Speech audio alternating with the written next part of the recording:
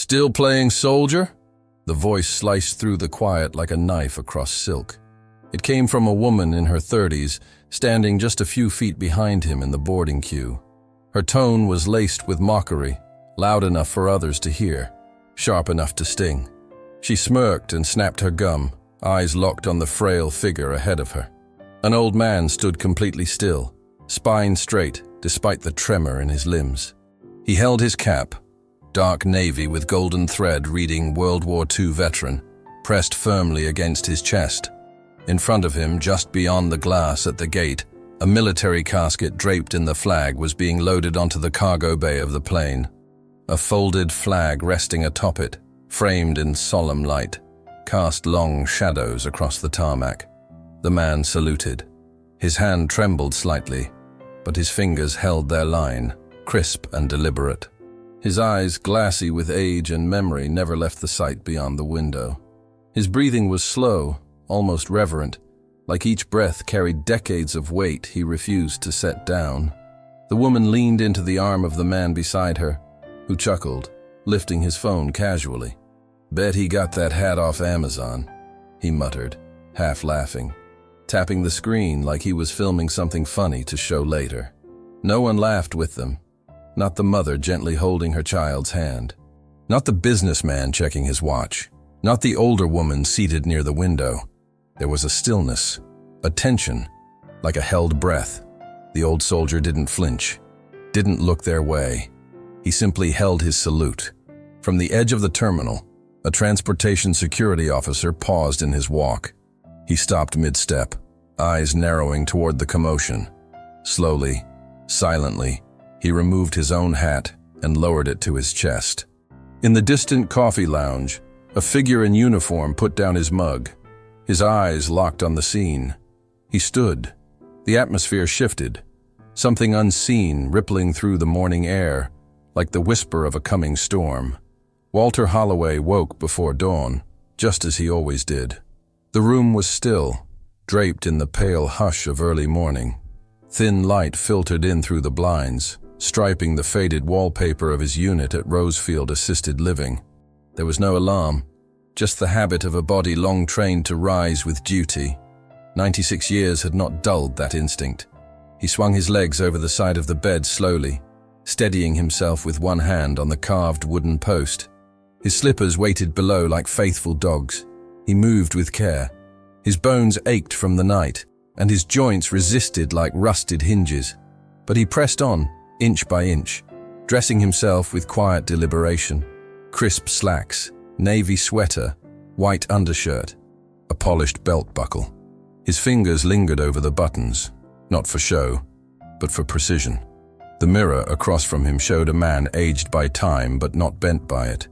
His white hair was combed neatly back. His jaw, though softened, still squared with resolve.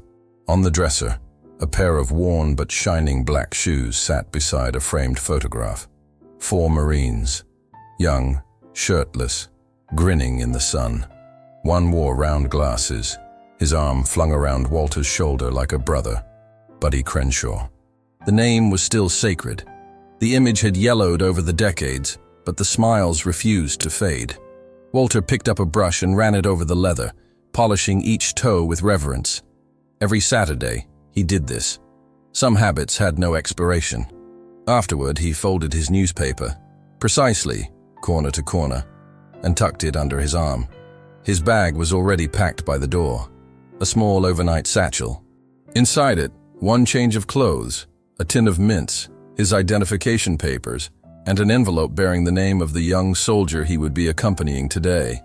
Mason Crenshaw, Private First Class, United States Army, 21 years old, Buddy's great-grandson.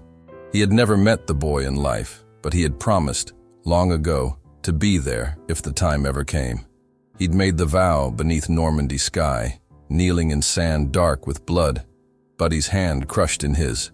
"If I can't come home," Buddy had said, "then promise me, you'll be there for my family." Walter never forgot. His ride arrived at precisely 7:10. The nurse on shift offered to help him out, but he waved her off gently.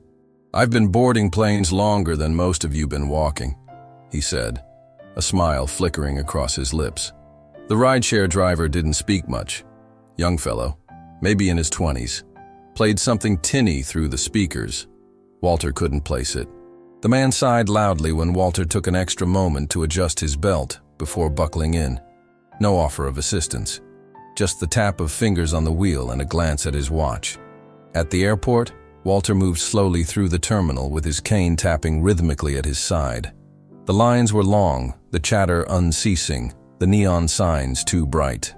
He kept his head down. At the security checkpoint, the transportation security officer barely looked up. Shoes off. Belt too. His voice was clipped, mechanical. Walter obeyed, fumbling slightly with the laces. No one helped him. Not when he bent to remove his shoes. Not when he reached for the plastic bin. Not when he stood barefoot, shaking just slightly, trying to reassemble himself on the other side. A few people passed him. One teenage boy glanced at Walter's hat, read the embroidery, and smirked. His friend snorted. They walked on. Walter didn't respond. He just kept walking, each step deliberate, his cane tapping steady against the polished tile floor. He reached his gate with nearly an hour to spare, chose a seat by the window. Outside, the tarmac buzzed with vehicles, luggage carts, and reflective vests. But Walter's eyes weren't watching that. He looked toward the horizon, where the plane bearing Mason's casket would soon arrive. He folded his hands over his cap, holding it like something sacred. A soft sound caught his ear. A child laughing. He turned slightly. Nearby, a young boy sat with his mother.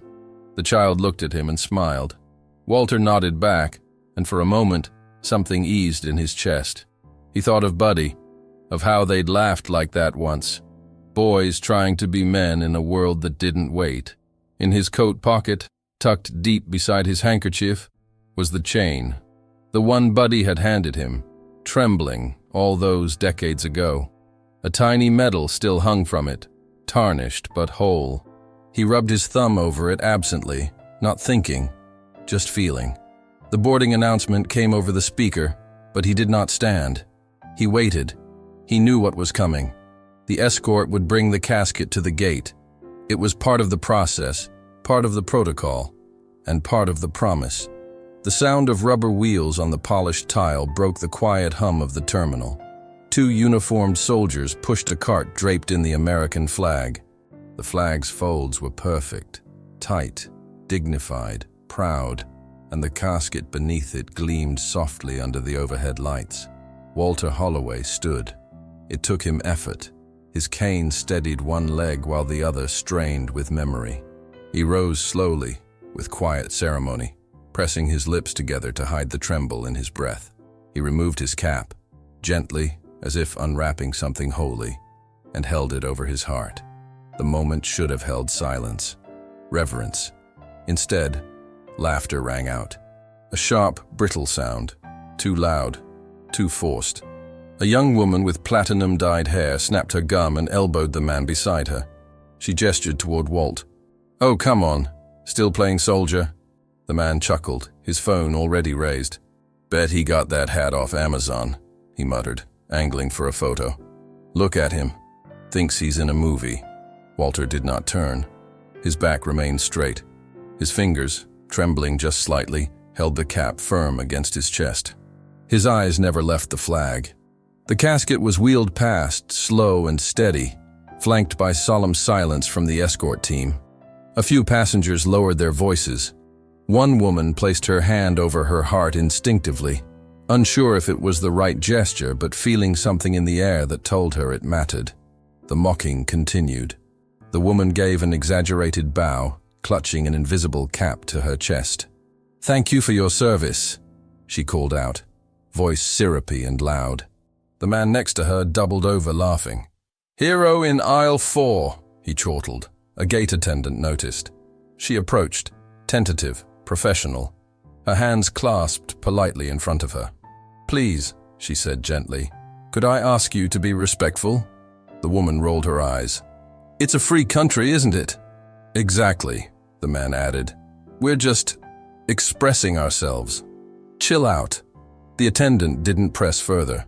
She looked once at Walter, gave a quiet nod, and stepped away. A young boy nearby stared up at his mother. He pointed toward Walter. "Why is that man standing like that?"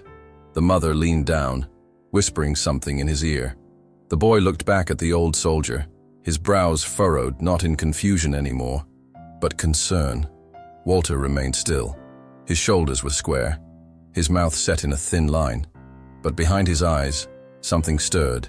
A memory, a promise, a name whispered through years of silence. The gum snapped again. The woman tapped her phone. "This'll make great TikTok." Old man saluting ghosts.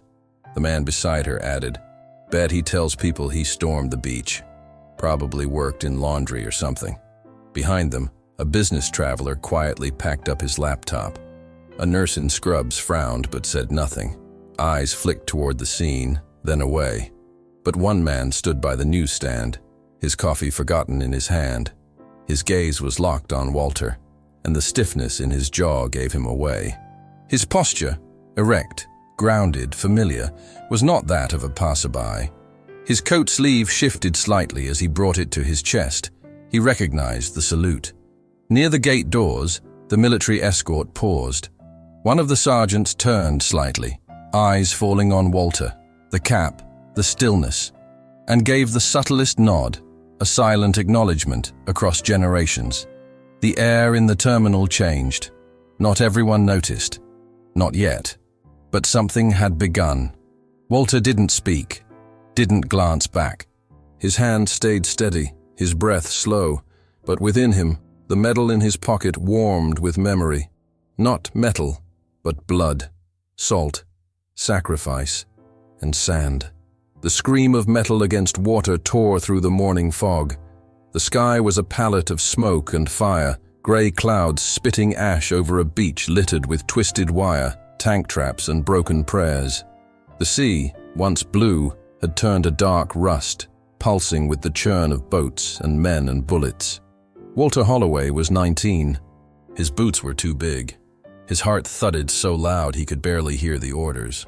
All around him, boys with drawn faces gripped their rifles like lifelines. Some were mumbling scripture. Others blinked through tears they would never admit to. He huddled behind a jagged slab of what once had been a tank. Its surface was scarred black, seared by mortar fire. The heat from it warmed nothing. Beside him crouched a boy with wire-rimmed glasses and a grin too big for his face. Buddy Crenshaw. Buddy had been telling him a story. Something about a girl back in Illinois who made cherry pie and never wore shoes.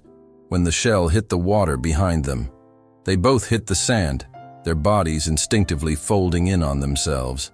But the story stayed with Walt. It always had.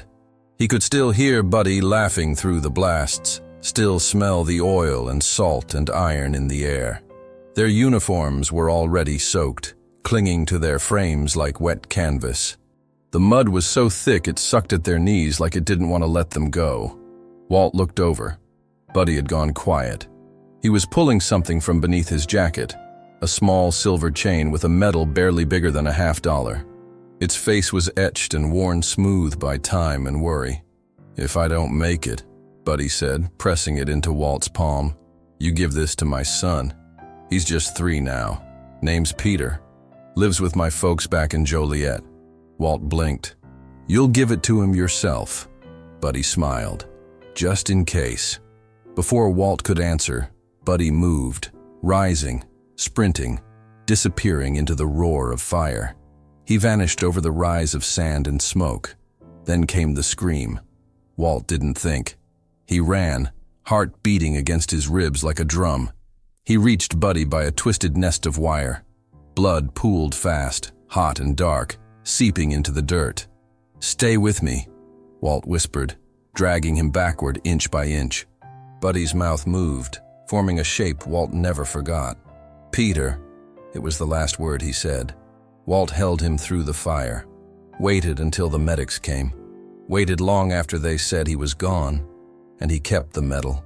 That night, in a trench dug with bloodied hands and shattered prayers, Walt sat with it curled tight in his fist. He felt its weight settle into him, not heavy, but anchoring. He would carry it home. He would carry it forever. Back in the terminal, 77 years later, Walt's fingers moved in his coat pocket. The silver medal, dulled with age, pressed against his thumb. Its chain long since worn to silk. He had not broken the promise. The boy, Buddy's great-grandson, was going home today, and Walt stood to see him off. The terminal had grown quieter, though the usual announcements still echoed overhead. Boarding calls, gate changes, final reminders to check seat numbers. But within Gate C9, something had changed. There was a stillness now, a suspension in the air, as if the moment had decided to hold its breath. Walt remained standing, his frail form framed by the gate's tall windows. He had not lowered his hand. The salute held, weathered fingers pointed skyward, elbow locked by sheer will. Behind him, the mocking laughter had quieted, uncertain now in the weight of the silence around them. Somewhere near the security checkpoint, an agent leaned in and murmured into a small radio clipped to his chest. His eyes had not left Walt. His jaw clenched once. Then he nodded. A ripple moved through the terminal. The first to appear was a man in full-dress blues, crimson trim, gold buttons gleaming, the insignia of the United States Marine Corps sewn crisp on his chest. His boots echoed against the tile, slow, steady, like a drumbeat for something ancient and solemn. Then came another, and another. They arrived not in parade, but in quiet precision. From gate corridors, from lounges, from further down the concourse, drawn as if summoned by the sheer gravity of dignity. 9 in total, men and women, young and grizzled. Their eyes carried stories. Their shoulders bore the weight of countless salutes given and received. And as they neared Gate C9, not a word passed between them. They simply formed a line, right beside Walter Holloway. The mocking couple had shrunk now, eyes darting.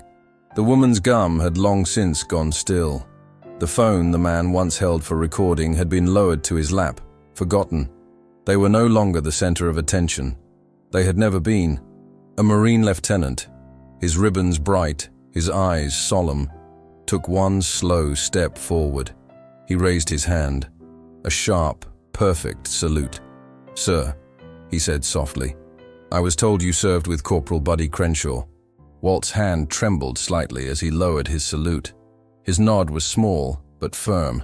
The lieutenant turned gently, motioned behind him. "My brother was Mason. You kept a promise none of us could." The silence that followed was profound, not empty, but full. Full of reverence, full of recognition, full of something that could not be spoken and didn't need to be. The mocking woman began to rise from her chair, as if to leave, but a boy's voice stopped her. From the row behind, the child who had watched earlier stood up. His hands were by his sides, eyes wide with something unfamiliar. He didn't understand ranks or wars or medals, but he understood respect. He raised his hand and saluted. One by one, heads turned. Travelers stopped in mid-conversation. A gate agent let the scanner fall silent in her hand. Even a janitor paused, mop in hand, lips parted. Walt did not speak. He didn't have to. The formation stood still. 9 Marines in full dress, unmoving as iron statues, their boots perfectly aligned along the gate floor. At their center, Walter Holloway stood with bowed head and a hand still near his brow, fingers slightly bent with age, but posture straightened by something deeper than muscle, something earned. A sound began to rise, low, warm, a single voice. The Marine at the end of the line, a tall man with a silver bar on his shoulder, opened his mouth and released the first note. Not loud, not sharp, but steady. It held the fullness of a hymn, the gentleness of a lullaby, the sorrow of farewell. Others joined him. Layer by layer, the harmony took form, male and female voices blending, echoing softly into the wide terminal. No lyrics were spoken, just tone and breath, the human voice stripped bare of words, carrying only meaning, reverence. It spread. Travelers at nearby gates lowered their devices. A man in a business suit stopped mid-stride and turned. A mother with a toddler hushed her child, eyes filling. The gate speakers dimmed, announcements paused, and a slow ripple of stillness passed from row to row. A woman in a wheelchair wept, quietly, shoulders shaking, hands folded in her lap. Walt stood unmoving, but inside him, the notes struck memory like wind on a field of wheat. Normandy, a muddy trench, a lull in gunfire, Buddy humming under his breath, that same low tone, that same melody of hope, half forgotten. Walt's hand, now lowering, trembled. The muscles obeyed reluctantly, but the moment did not fade. The lieutenant stepped forward once more. From inside his coat, Walt drew the small silver medal, tarnished edges, threadbare ribbon. It had lain in darkness for years. Walt's thumb had smoothed its edges with countless nights of thought.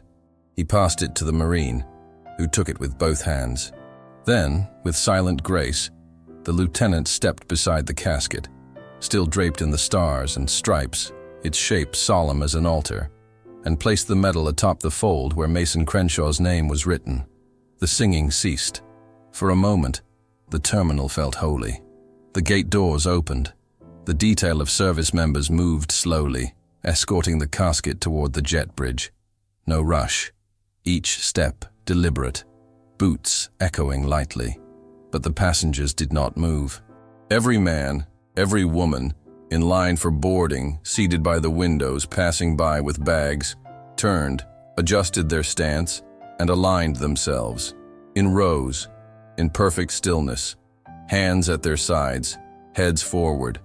A silent formation of strangers made soldiers, not by command, but by conscience. They held it. Walt was the last to board. No one tried to go before him. No one dared. He walked slowly, cane tucked under his arm, cap pressed against his chest. At the top of the jet bridge, he paused, turned once more to look at them. "Buddy always loved a crowd," he said softly. Then he nodded, once, and stepped aboard. The plane lifted into the clouds, carrying with it not just the remains of Private First Class Mason Crenshaw, but the last promise of an old man fulfilled with grace. Down below, the airport slowly returned to its usual rhythm, but not quite the same as before. Security footage captured the silence after the casket passed. Faces stunned, tearful, bowed. It captured the Marines singing, the salute of the little boy, Walt's trembling hand. And it captured the two young passengers, now pale, wordless, and adrift in the sea of stillness they had helped break open. They didn't protest when airport security quietly approached. No resistance, no complaints, just lowered gazes as they were escorted away from the gate, past watching eyes and unspoken judgment. Their laughter, loud just moments earlier, was now buried beneath the weight of something they did not understand until too late. By the end of the day, a video recorded by another traveler had gone live. No faces showed, only the Marines, the veteran, the flag, and the hum of reverent song. But the captions told the tale. They mocked an old soldier. Minutes later, a terminal became a cathedral. Within hours, it spread. Thousands of comments poured in. People wrote from Arizona, from Vermont, from the Carolinas, from across oceans, veterans, grandchildren, widows, strangers. I cried watching this. My grandfather served. He never talked about it, but he always stood for the anthem. This is the America I miss. He stood alone, and then they stood with him. A retired pilot sent a letter to the airline. A Marine Corps widow sent flowers to the gate. A teacher showed the video in class, then had her students write letters to their local veterans' homes. The airline, now fully aware of the moment's gravity, issued a public apology for the behavior allowed at their gate. In the same breath, they announced a new policy: priority boarding for all military funeral escorts and their companions. A plaque would be placed in the terminal, a permanent reminder, and Walt's name would be on it. Walt Holloway, veteran of the Second World War, keeper of a promise across generations, quiet soldier in a loud world, became not a headline, but a whispered name. One spoken over coffee by veterans, in church pews, at family tables. a reminder of what quiet dignity looks like.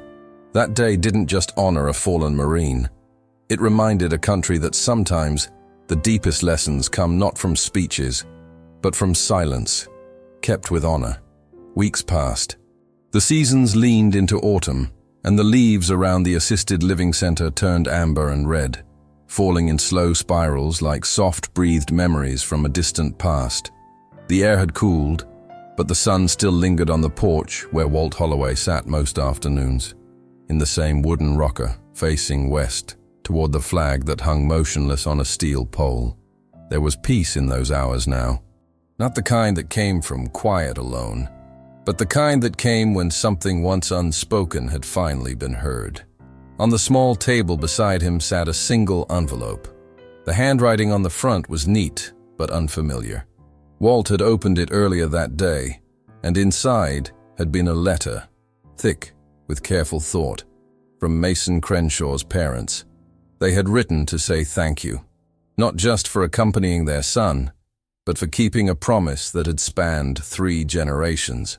They knew now about Buddy, about the medal, about the story passed down in fragments.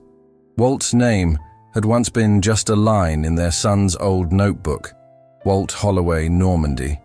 But now it meant everything.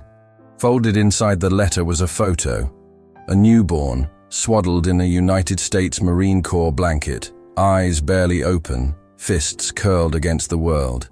The name written beneath in soft ink, Holloway Crenshaw. Walt had stared at that name for a long time. He didn't speak, just rested a hand on the paper as if steadying a flame in his chest. Now, as evening deepened, he watched the horizon fade into muted gold. The rocker creaked beneath him. A cardinal landed briefly on the railing, then flew off into the branches of the old oak near the road. He reached up and adjusted his cap, the same one people had once laughed at, and with deliberate calm, he rose to his feet. His joints ached. The motion came slow. But he stood, and he faced the flag, and raised his hand in a final salute. The wind lifted gently, enough to move the edge of the flag, enough to rustle the leaves and let them fall.